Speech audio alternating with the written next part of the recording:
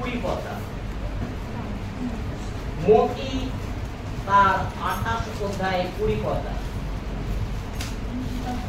আমি তোমাদেরকে যাহা যা আজ্ঞা করিয়াছি সেই সমস্ত পালন করিতে তাহাদেরকে শিক্ষা দাও।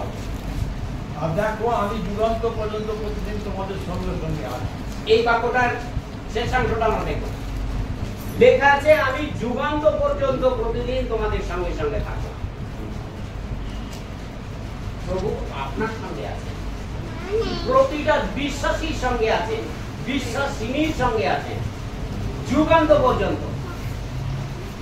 এই মাসে এই বছরে রইল, পরের বছর আর আমি নেই রে তোর সঙ্গে, না এমন না। এই মাসে রইলাম, পরের মাসে আর নেই, এই মাসেই তোকে 2 মাসের কোড়া দিয়ে দিলাম, না নয়।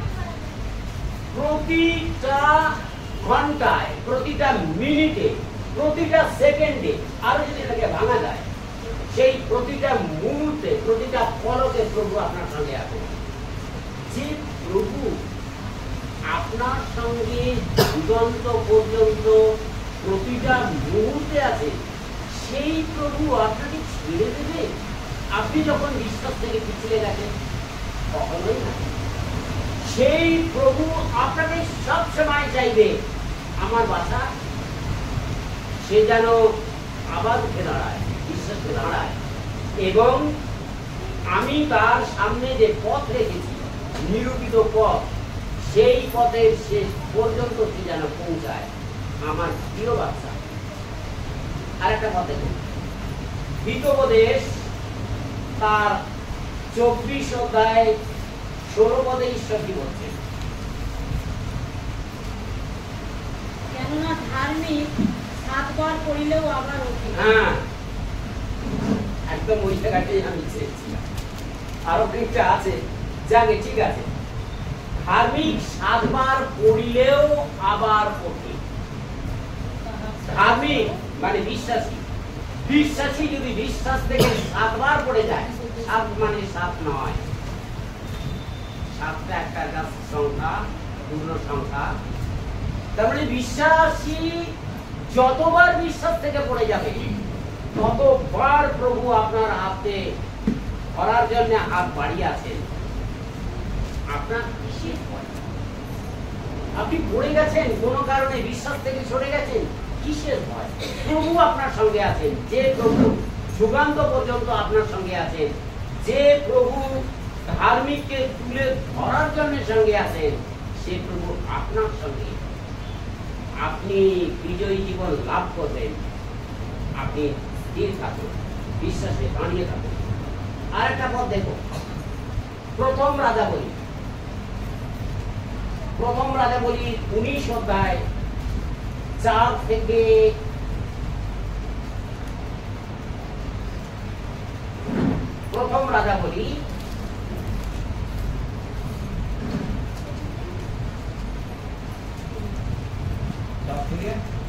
8 পড়ছি। কিন্তু তিনি নিজে একদিনের পথ প্রান্তরে অগ্রসর হইয়া এক রোতম বৃক্ষের কাছে গিয়া তাহার তলে বসিলেন এবং আপনার মৃত্যু প্রার্থনা করিলেন, কইলেন এই যথেষ্ট, এ সদা প্রভু, এখন আমার প্রাণ লও, কেননা আপন পিতৃপুরুষদের হইতে আমি উত্তম নই। পরে তিনি এক রোতম বৃক্ষের তলে শয়ন করিয়া নিদ্রা গেলেন। আর দেখো, এক দূত তাকে স্পর্শ করিয়া কহিলেন, উঠো, আহার করো। তিনি চাইয়া দেখিলেন, আর দেখো, উঠলেন, আর দেখো, তাহার শিয়রে তপ্ত প্রস্তরে পক্ষ একখানি পৃষ্ঠ, তাহার শিয়রে তপ্ত প্রস্তরে পক্ষ একখানি পৃষ্ঠ ও এক জল রইয়াছে। তখন তিনি ভোজন পান করিয়া পুনর্বার শয়ন করিলেন। পরে সদাপ্রভুর দূত দ্বিতীয়বার তাহার নিকটে আসিয়া তাহাকে স্পর্শ করিয়া কহিলেন, উঠো, আহার করো, কেন তোমার শক্তি হইতে পথ অধিক। তাহাতে তিনি উঠিয়া ভোজন পান করিলেন এবং সেই খাদ্যের প্রভাবে 40 দিবারাত্র গমন করিয়া ঈশ্বরের পর্বত গৌরবে উপস্থিত হইলেন। এখানে আমরা দেখছি এলিও সে পালাচ্ছে, বিশ্বাস থেকে সে দুর্বল হয়ে গেছে, সে পালাচ্ছে, সে খুব একা ফিল করছে, আমি এত একা রে বাবা, ইসে বল আমাকে ধরলে একদম কুচিয়ে বেরো। অথচ এই এলিও যার ডাকে প্রভু সাড়া দিয়েছিলেন, আকাশ থেকে আগুন ফেলে ভিজে যাওয়া এবং জলে ডোবা কাঠের ওপর তিনি আগুন জ্বালিয়েছিলেন, সেই এলিও যার ডাক শুনেছিলেন, যার বিশ্বাস ছিল যে প্রভু আমার ডাকে সাড়া দেবেন, প্রভু নেমে আসবেন, হ্যাঁ, এবং এই যে বালের বাবাদি আছে তাদেরকে বুঝিয়ে দেবেন যে আমার ঈশ্বর কত মহিমাময়, কত মহান। সেই এলিও এখানে দেখা যাচ্ছে বিশ্বাস থেকে কতখানি পিছলে গেছে। কি করছে সে? 4 পদে বলছে আমার প্রাণ রব, হঠাৎ আমাকে মেরে ফেলো, আমি আর পাচ্ছি না, আমি আর বিশ্বাসে রাখবো না, আমার অবস্থা খুব খারাপ, আমি আর বিশ্বাসে নেই। ঈশ্বর তাকে শব্দমুক্ত করছে, তার জন্য কি রেখেছে? তার জন্য পিঠে এনেছে, পিঠে এবং জল খেয়েছে, ঘুমিয়েছে, আবার এনেছে, তাকে শব্দমুক্ত করছে, শরীরে নয় আত্মায়, তাকে আত্মায় দৃঢ় করছে যে প্রভু তার সঙ্গে আছে। সেই প্রভু এই বিশ্বাস থেকে পিছলে যাওয়া, বিশ্বাস থেকে দুর্বল হয়ে যাওয়া একজনকে কিভাবে সতেজ করছে। ভাবলে অবাক লাগে যে এই বিশ্বাসীকে পরবর্তীকালে 40 দিন তাকে চলার ক্ষমতা দিয়েছিল বিশ্বাসে, এবং সে তাকে এমন বিশ্বাস দেওয়া হয়েছিল যে তারপরে সে ঈশ্বরের কাছে পৌঁছেছিল, ঈশ্বরের কাজ পর্যন্ত পৌঁছেছিল, এবং সে তার যে নিরূপিত পথ পুরোটাই সে যেতে পেরেছে। যিনি আপনাকে আমাকে বিশ্বাস থেকে পড়ে যাওয়ার পর বিশ্বাস থেকে তুলে আবার নতুন করে বিশ্বাসে পরিপক্ক করে তিনি যে আমাদের পথ দিয়েছেন সেই পথ কমপ্লিট করার জন্য তিনি আমাদের সাহায্য করেন। আমরা যেন কখনোই যেন আমরা ভুল না বুঝি, কখনোই যেন আমরা ভয় না পাই যে কোনো কারণে হয়তো আমরা বিশ্বাস থেকে সরে গেছি, কোনো কারণে হয়তো আমরা সাক্ষ্য নষ্ট করে ফেলেছি, কোনো কারণে আমরা শয়তানের হাত ধরে অনেকখানি এগিয়ে গেছি, কিন্তু প্রভু আমাদের সঙ্গে আছেন। আপনি সেই প্রভুর দিকে হাত বাড়িয়ে দিন, শয়তানের হাত ছেড়ে দিয়ে প্রভুর হাত ধরুন, তাহলে দেখবেন আপনি অবশ্যই বিজয়ী হবেন। তার মানে এই নয় যে প্রভু আমার সঙ্গে আছেন বলে আমি বারবার শয়তানের হাত ধরবো আর প্রভুকে বলবো প্রভু তুমি আমায় সাহায্য করো, এরকমটা না হয়। আমরা এখানে আমাদের মধ্যে প্রশ্ন আসতে পারে যে তাহলে আদম হওয়াও তো বিশ্বাস থেকে পড়ে গিয়েছিল, তাহলে আদম হওয়া কেন তার বিজয়ী জীবন হারিয়ে ফেলেছিল, মৃত্যুর কবলে পড়ে গিয়েছিল, কেন সে বিজয়ী জীবন লাভ করল না? আমরা যদি দাউদকে দেখি, দাউদ বিশ্বাসে অনেক বলবান ছিল, কিন্তু দাউদ অনেক ক্ষেত্রে শয়তানের হাত ধরে ঈশ্বর থেকে সরে গিয়েছিল, ঈশ্বর থেকে পিছলে গিয়েছিল। কিন্তু যখন নাথন বাবাজি তাকে এসে বলেছিল যে তুমি ভুল করেছো, তুমি তোমার পাপ স্বীকার করো, তখন সে কিন্তু পাপ স্বীকার করেছে। দাউদের মতো এত একটা বলবান রাজা, শক্তিমান রাজা, সে যে এইরকম তার সুন্দর মন থাকবে যে সে আবার নিজেকে নিচু করবে, নিজের পাপ স্বীকার করবে, এরকমটা ভাবা যায় না। সত্যি দাউদের মতো সুন্দর মন আমাদের সবার দরকার। আমরা অনেক সময় ভাবি হ্যাঁ আমি যা করেছি ঠিক আছে, আরে আমি মাস্টার, আমি কি ভুল করবো, আমি যা করেছি ঠিক করেছি, যা তো আমাদের সব। কিন্তু না, আমাদের মন নরম করা দরকার, আমাদের নম্র হওয়া দরকার। আমরা যেন ভুল করলে আমরা স্বীকার করি, তাহলে আমরা বিজয়ী জীবন পাবো, বিজয়ী জীবন লাভ করবো। বিজয়ী জীবনের পথে বাধা সবসময় শয়তান আমাদের আনে, আর সেই বাধার জন্যই আমাদের লড়াই করতে হয়। যদি আমরা লুক 8 অধ্যায় 12-13 পদ দেখি,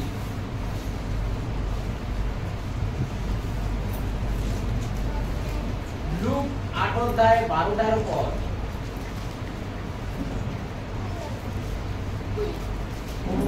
হ্যাঁ, আর তাহারাই পথের পার্শ্বের লোক, যাহারা শুনিয়াছে, পরে শয়তান আসিয়া তাহাদের হৃদয় হইতে সেই বাক্য হরণ করিয়া লয়, যেন তাহারা বিশ্বাস করিয়া পরিত্রাণ না পায়। আর তাহারাই পাষাণের উপরে লোক, যাহারা শুনিয়া আনন্দপূর্বক সেই বাক্য গ্রহণ করে, কিন্তু তাহাদের মূল নাই। তাহারা অল্পকাল মাত্র বিশ্বাস করে, আর পরীক্ষার সময় হইয়া পড়ে।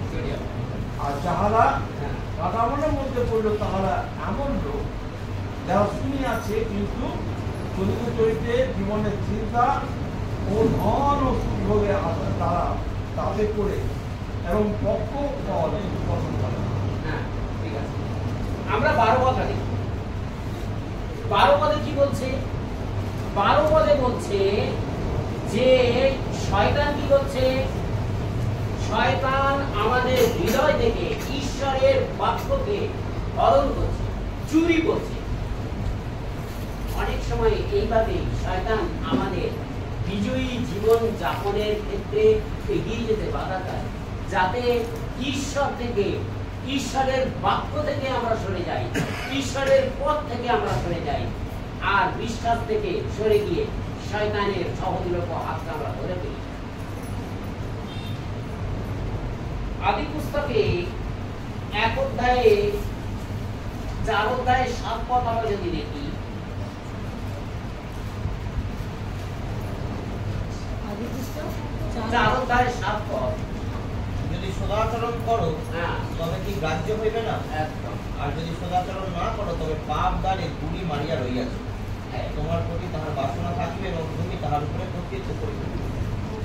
দেখুন, শয়তান আমাদেরকে ধরার জন্য কি সুন্দর ব্যবস্থা রেখেছে। সদাচরণ যদি আমরা করি, তাহলে ঈশ্বরের ভঙ্গির মধ্যে আমরা থাকবো। কিন্তু আমাদের মন এমনই, আমরা সদাচরণে আমরা মৃত নই। আমরা খারাপ জায়গায় যেতে, খারাপ আলোচনা করতে, খারাপ চিন্তায় আমাদের খুব ভালো লাগে, খুব সময় কাটাতে সুন্দর লাগে। কইনকে একথা বলার সত্ত্বেও দেখুন, কইন কিন্তু চেঞ্জ হয়নি। আমরাও কইনের মতো অনেক সময় হয়ে যায়। আমরা জানি সুন্দর জিনিস ঈশ্বর আমাদের জন্য রেখেছেন, তবুও আমরা শয়তানকে ভালোবেসে একদম বুকে জড়িয়ে ধরি। আমাদের মাঝে মাঝে আমাদের ভেতরে উঁকি মেরে দেখতে হবে, আমরা সত্যি কি শয়তানের ঘরে লাফালাফি করছি? আমাদের লাফালাফিটা কার হাত ধরে? আমাদের মাঝে মাঝে আমাদের আত্মমূল্যায়ন করা দরকার। এবং যখন দেখবো যে আমরা সত্যি অন্য জায়গায় চলে গেছি, তখন আমাদের যুগান্ত পর্যন্ত যিনি সাহায্যকারী, আমরা যেন তার হাত ধরি।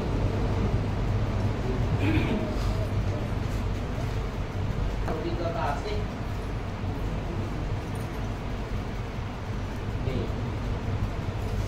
রাত্রে কুকুরগুলো একদম পুরো সিআরপিএফ হয়ে যায় বা পাড়ার দাদা হয়ে যায়, ও কোনো জানিওয়ালা নয়।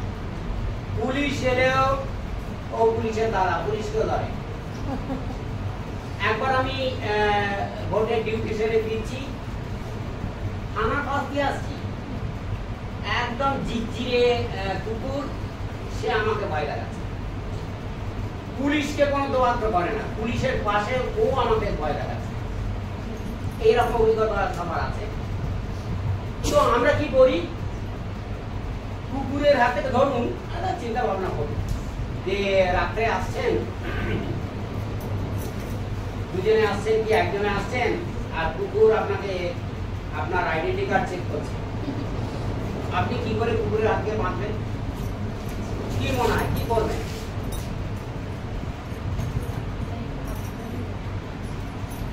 কুকুর থেকে বাঁচার দুটো উপায় আমার মনে হচ্ছে। এক নম্বর হচ্ছে মানে রাত্রের কুকুর, এক নম্বর হচ্ছে আপনি কুকুর যা ওদের ভাষায় যা কথা বলছে বলুন, গালাগালি দিচ্ছে দিন, আপনি চলে আসুন, দৃঢ়ভাবে আপনি চলে আসুন। মানে আপনি আপনার ওপর নিজের আত্মবিশ্বাস রাখুন। অথবা 2 নম্বর হচ্ছে যখন কোনো কারণে দেখা গেল কুকুরকে আমি সামলাতে পারবো না, আপনি সাহায্য পেয়ে যাবেন, রাস্তার পাশে কারোর সাহায্য পেয়ে যাবেন, বা হয়তো আপনার বুদ্ধি আপনাকে সাহায্য করবে যে নে রাস্তা থেকে কিছু একটা ডিল করো না, ভঙ্গিমা পাওয়ার করে দেয়, হ্যাঁ পায়ে জুতোটা নেই তো। শয়তান কিন্তু এইরকম, শয়তান তৈরি আছে রাতের কুকুরের মতো আপনাকে ধরার। রাতের কুকুরের মতো শয়তান আপনাকে ধরার জন্য সব সময় রেডি আছে। হয় আপনাকে ঈশ্বরের বাক্যের ওপর দৃঢ়ভাবে দাঁড়িয়ে আপনাকে মোকাবিলা করতে হবে, অথবা আপনি যখন দেখছেন আমার কিছু করার নেই, কুকুর এসে আমার প্যান্টটা ধরেছে, এইবার পাটা চিনবে, তখন আপনি প্রভুর সাহায্য নেবেন। কুকুর কেন? বাইবেল তো বলছে গর্জনকারী সিংহের মতো যে প্রভুর কাছ থেকে সাহায্য নেবেন, অথবা ঈশ্বরের বাক্যের উপর আমরা দাঁড়িয়ে থাকবো। যে কোনো একভাবে অথবা দুইভাবে আমরা যেন শয়তানকে প্রতিরোধ করি।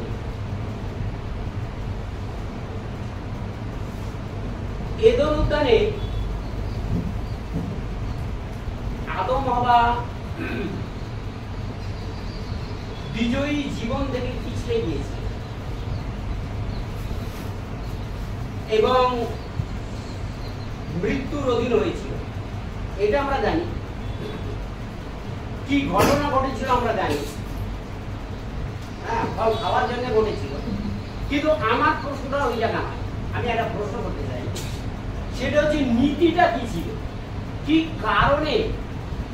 কারণে আদম হওয়াকে বিজয়ী জীবন থেকে চলে যেতে হলো, বিজয়ী জীবন তার চলে গেল, কারণটা কি ছিল, ঘটনাটা কি কারণটা ছিল? অবাধ্যতা। আর কেউ প্রলোভন বা ঠিক দুটোই সুন্দর উত্তর। ঠিক আছে, তো আদম হওয়া আসলে আদম হবার উপর ঈশ্বরের, আমি একটু অন্যভাবে দেখছি, আদম হবার উপরে ঈশ্বরের যে পরিকল্পনা ছিল, ঈশ্বরের যে ইচ্ছা ছিল আদম হওয়াকে নিয়ে, আদম হওয়া সেই ইচ্ছাকে অতিক্রম করেছে। বোঝা গেল? অতিক্রম করেছিল মানে আদম হবার প্রতি ঈশ্বরের যে ইচ্ছা ছিল সেই ইচ্ছার অধীনে আদম হওয়া থাকে। ঈশ্বর চেয়েছিলেন আদম হওয়া আমার সঙ্গে সহভাগিতা করে দিন কাটাবে। আদম হওয়া চেয়েছিল, আদম হওয়ার ইচ্ছা ছিল না আমি ঈশ্বরের সমান হব, ঈশ্বরের ইচ্ছার অধীনে থাকেনি। এটাই আদম হওয়ার খুব খারাপ জিনিস। আমাদেরও জানতে হবে আমাদের জীবন নিয়ে ঈশ্বরের ইচ্ছা কি। আমরা প্রার্থনার সময় আমরা শুধু চেয়েই গেছি শারীরিক জাগতিক, হ্যাঁ প্রভু আমার ছেলেটাকে লেখাপড়া দাও, খারাপ নয়, আমি কখনো এগুলো খারাপ বলছি না, সরি ভুল বুঝলেন না। আমার ছেলে জন্য একটা টুকটুকে বউ দাও, আমার ছেলের জন্য একটা চাকরি দাও, আমার দাদু 80 বছর বয়স এখনো যেন ঘোড়ার মতো চলতে পারে, আমার বাড়িতে একতলায় 4টে ঘর, দোতলায় যেন 12টা ঘর হয়, আমি একটা আমার 2টো মোটরসাইকেল আছে বাড়িতে, দুটো যেন 4 চাকা হয়, হয়তো ঠিক আছে।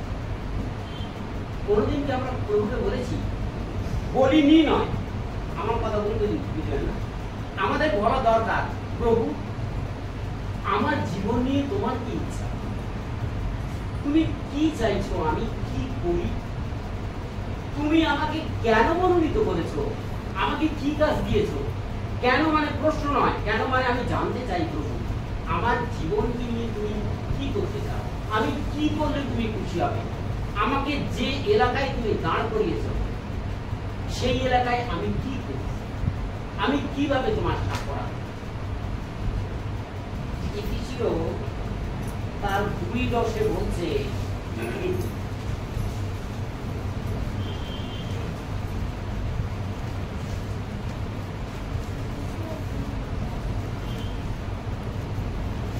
কারণ আমরা তাহারই রচনা খ্রিস্ট যিশুতে বিবিধ সৎক্রিয়ার নিমিত্তে সৃষ্ট, সেগুলি ঈশ্বর পূর্বে প্রস্তুত করিয়াছিলেন যেন আমরা সেই পথে চলি। তাহলে বিবিধ সৎক্রিয়ার জন্য আমাদেরকে সৃষ্টি করা হয়েছে, আমরা যেন সেই পথে চলি। একদম যদি নির্দিষ্ট বলি, আমি কি করব,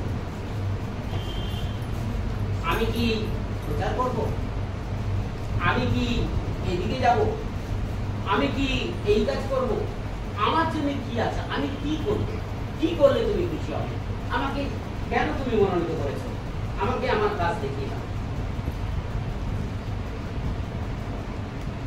যোহন 21:22 পিতর বলেছিল, আমরা দেখি যিশু তাহাকে বলিলেন, আমি যদি ইচ্ছা করি এ আমার আগমন পর্যন্ত থাকে তাহাতে তোমার কি, তুমি আমার বর্ষা গাইছো। হ্যাঁ, অর্থাৎ যোহনকে আমি কি কাজে লাগাবো সেটা তোমার জানার দরকার নেই, তোমার কাজেই তুমি এটা করো। আমাদের প্রত্যেকের জীবন নিয়ে, বিশেষ করে বিশ্বাসী খ্রিস্ট বিশ্বাসীর প্রত্যেকের জীবন নিয়ে ঈশ্বরের পরিকল্পনা আছে, ইচ্ছা আছে।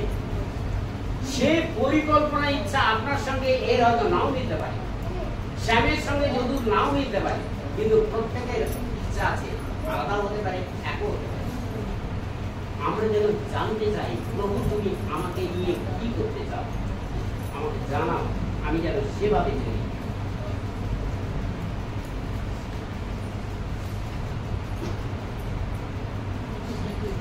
আমার একটা এনজিও ছিল, এনজিও মানে হচ্ছে নন গভর্নমেন্ট অর্গানাইজেশন, সোজা কথা হচ্ছে পাড়ার রেজিস্টার্ড ক্লাব বা সোসাইটি একটা, ওটা রেজিস্টার করতে হয়, রেজিস্ট্রেশন নাম্বারের পরে 3টে বছর পরে মোটামুটি সরকারি বেসরকারি কিছু প্রজেক্ট পাওয়া যায়, সেগুলো করা যায়, সেখান থেকে সোসাইটি কিছু লাভ রাখে। হ্যাঁ, আমার ওরকম একটা ছিল, আমার টার্গেট ছিল যে আমার ওখানে যেসব বিশ্বাসী বাইরা ছিল তারা যতদিন না কিছু তাদের অর্থনৈতিক ব্যবস্থা দৃঢ় হচ্ছে ততক্ষণ তারা এইটার মধ্যে দিয়ে থাকবে, কিছু পাবে, আর ভাই একসঙ্গে থাকবো, আমরা প্রচার করবো, এই টার্গেট। 10টা বছর পরে ঈশ্বর আমাকে একদিন চেতনা দিলে, এনজিও যে উদ্দেশ্যে করেছো আর এখন কি করছো এনজিওকে নিয়ে,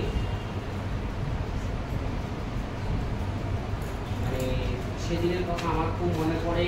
আমি স্কুলে আছি, স্কুলে ডিউটি করছি, আর প্রচন্ড উত্তেজিত হয়ে গেছি।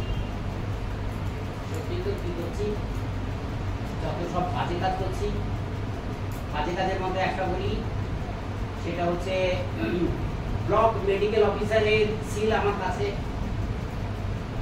তার সহিত আমি করতাম, আমি সিল মারতাম, অ্যাটেস্টেড করে পাঠাতাম, আর বাকি করতাম। প্রভুর কাজ কিছু হয়নি। সেই দিনই আমি সিদ্ধান্ত নিই, আমি সেক্রেটারি পদ থেকে ছেড়ে দিই, এবং তখন একটা ওয়েস্ট বেঙ্গল গভর্নমেন্টের একটা সোশ্যাল ওয়েলফেয়ারের 1,25,000 টাকা প্রজেক্ট ছিল সেই সময়, অনেকদিন আগে। প্রেসিডেন্টকে দিয়ে দিলাম, ও বললো আমি নেবো, দিলে আমাকে ছেড়ে দে, আমি কমিটির মধ্যে নেই, কিছুর মধ্যে নেই, আমি একদম বেরিয়ে যাবো, আমি আর পারবো না। এখন আমি ভালো আছি। আমার অশান্তি ছিল, ঈশ্বর আমাকে শান্তি দিয়েছে। অ্যাকচুয়ালি ঈশ্বর চাননি আমি এরকম করি, আমি পরে পেয়েছিলাম, বুঝতে আমার দেরি হয়েছে। তবু ঈশ্বরকে ধন্যবাদ, ওই অশান্তির মধ্যে দিয়ে ঈশ্বর আমাকে অনেক কিছু শিখিয়েছে। সেই অশান্তিটা দরকার ছিল, হ্যাঁ, ঈশ্বর আমাকে অনেক শিখিয়েছে।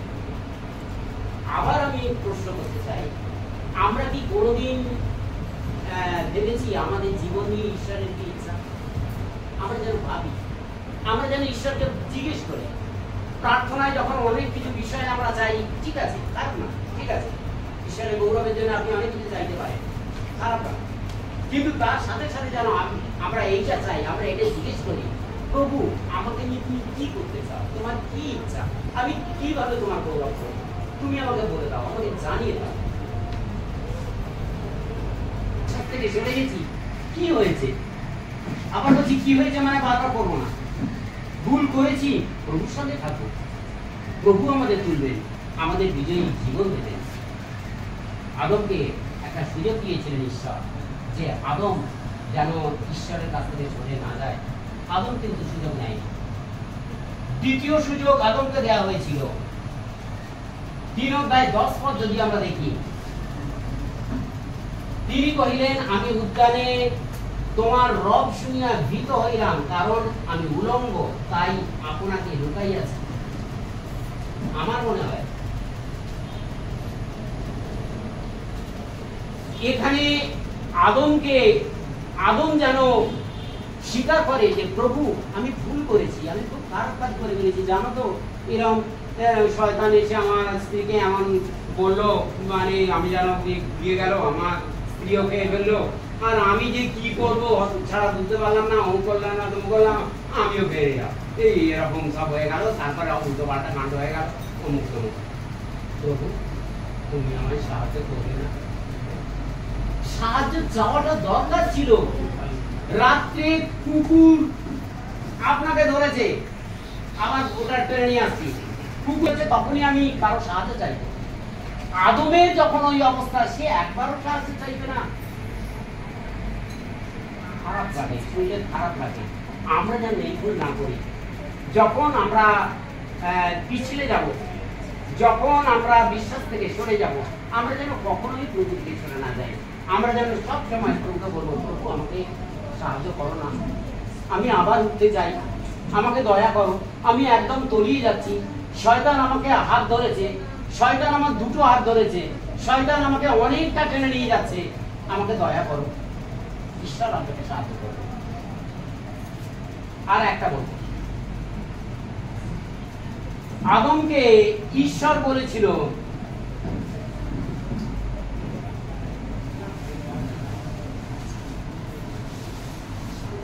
এগারো পদে,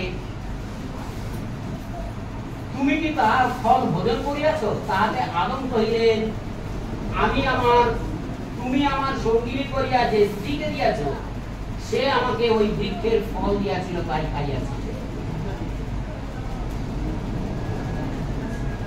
আমরা বিজয়ী জীবন থেকে যখন সরে যাই, যখন আমরা শয়তানের কবলে চলে যাই, তখন আমরা আমাদের পাপ আর স্বীকার করি না, আদমও করি না। আদম কি বলছে? আদম বলছে, আরে আমি পাপ করিনি, আমাকে তুমি যে স্ত্রী দিয়েছো সে আমাকে খাইয়েছে। অদ্ভুত যুক্তি। নাথন যখন দাউদকে বলছিল, তুমি কি করেছো? বৎসেবার সঙ্গে তুমি ব্যভিচার করেছো? কি তুমি উরিয়কে, হিত্তীয় উরিয়কে তুমি খুন করিয়েছো, খারাপ কাজ করেছো তো? দাউদ বলেছিল হ্যাঁ। আর একটা রাজা তাকে যখন বৈঠেলের ভাববাদী করেছিল, তুমি এতক্ষণ পর্যন্ত নিজের জীবনযাপন সম্বন্ধে আমাদের চেতনা গ্রহণ করতে বা চেতনা দিতে তুমি আমাদের সাহায্য করেছো। তোমার বাক্য থেকে আমরা যে শিক্ষা লাভ করেছি তা যেন আমরা আগামী দিনে আমাদের বিজয়ী জীবনকে আরো বিজয়ীর দিকে এগিয়ে নিয়ে যেতে যেন আমরা পারি। তোমার সাহায্যে, দয়ায় তুমি আমাদের সাহায্য করো।